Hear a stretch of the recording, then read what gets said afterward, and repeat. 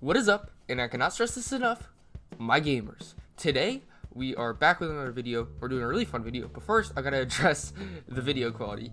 And last night, I guess yesterday, I lost my phone.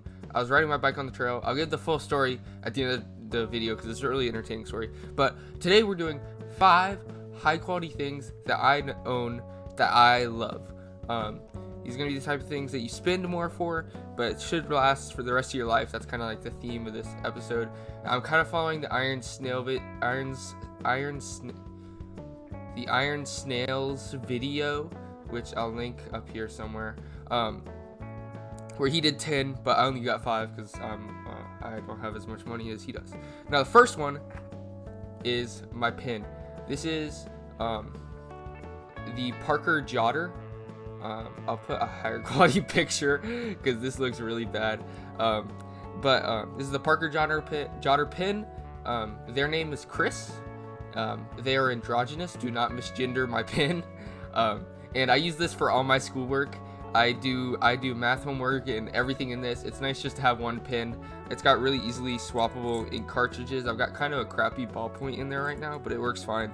And just the feeling of the stainless steel just feels so much better than the plastic ones. It's a little thinner and it feels nice, and it's the only writing utensil I use, except I do use pencils for like math tests and stuff, and like when you gotta bubble stuff in.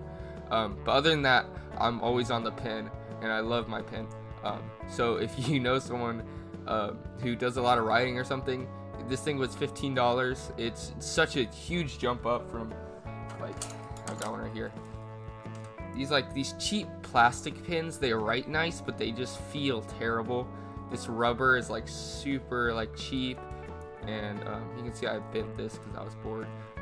And then like when it runs out of ink, you just throw it away, right? And that's pretty wasteful. So really nice pen is number 1. Number 2,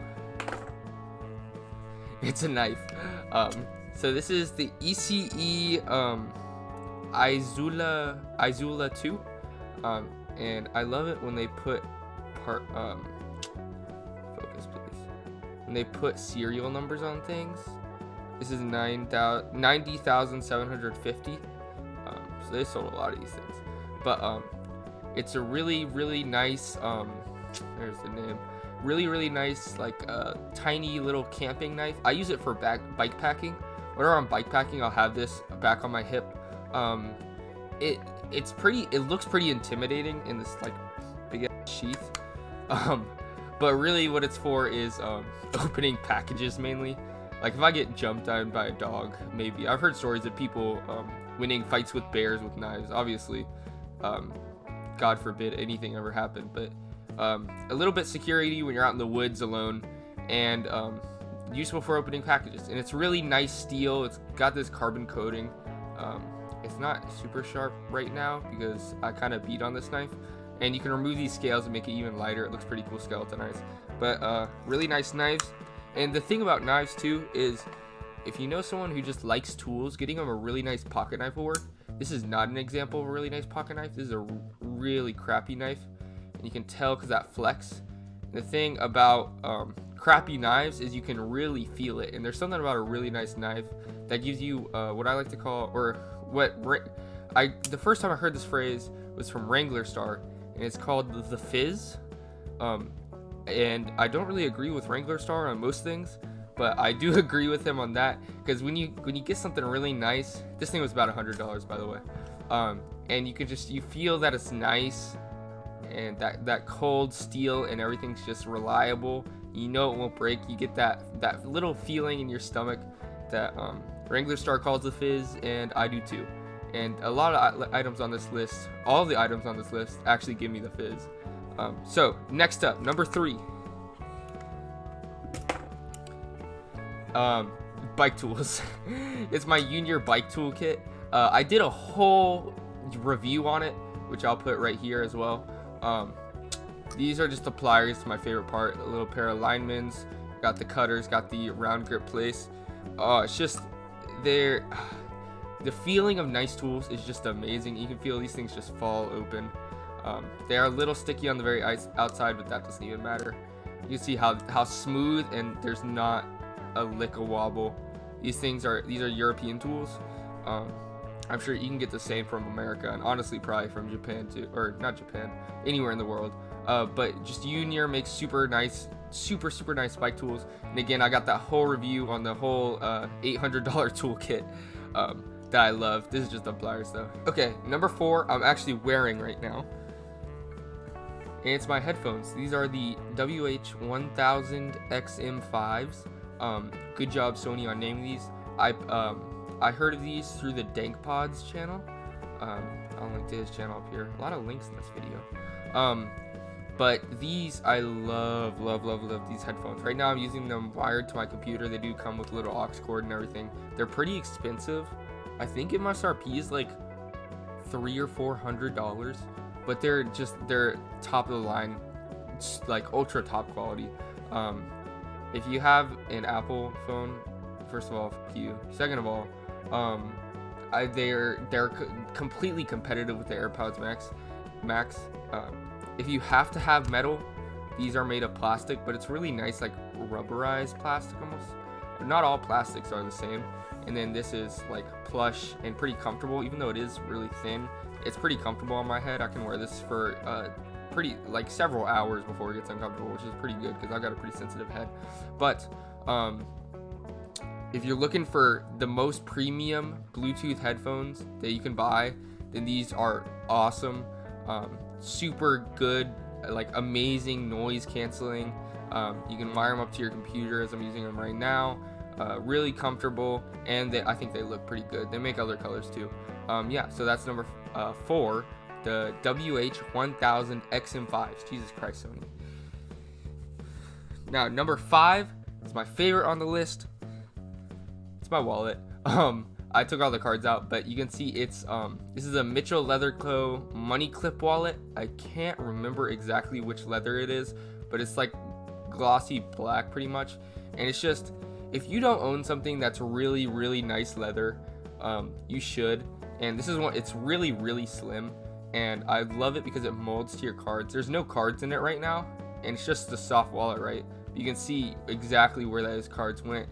And people are scared of wallets like this because cards, like they're scared of their cards falling out the top when it's closed.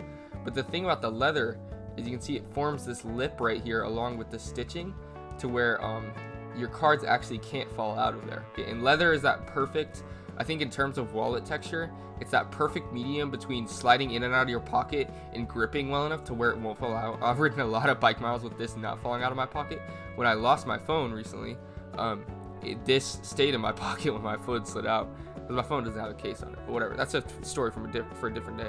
But yeah, that's number 5, and I've got one more honorable mention, and I'm actually wearing it right now. It's these Orvis flannels. I'll put a picture of it up right now, but it's a really thick, and it's made for fly fishing in. Orvis is like a fly fishing brand, but it's really thick and warm, and I wear them almost every day. I've got 2 of them, and I just switch between them. People at school probably think I'm weird as fuck, but I love these things. They're really thick and warm, and the thing about when you go to these natural, like, I don't know, this is like some kind of cotton blend,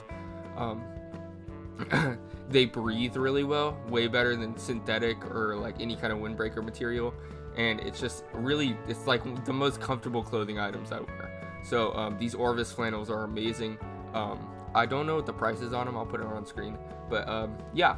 So that is 5 high quality things in my life that I love.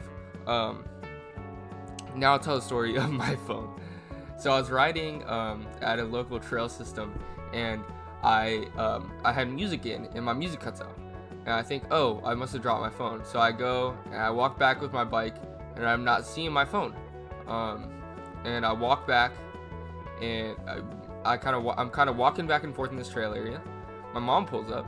She says, hey, I said, I lost my phone. And at this point, I actually thought I lost my car keys as well, but those I just left in the car. But we were looking for my phone, and my Garmin, I've got a little bike computer, and it was connecting to my phone and on this little section of trail. And so I knew it was between 2 points that were about 40 feet apart. I knew it was somewhere in this area. We looked for 2 hours straight, just walking back and forth in this little area, kicking up leaves, going all around. We could not find it. I had a thought. I said, oh, my phone is gonna go off at 7 a.m. in the morning. 7 a.m. in the morning. Jesus. And I'll be able to find it then. And so we wake up at 6 this morning, get ready. We're at the trails by 6:40. We go to the spot, wait there at 7, and it doesn't go off.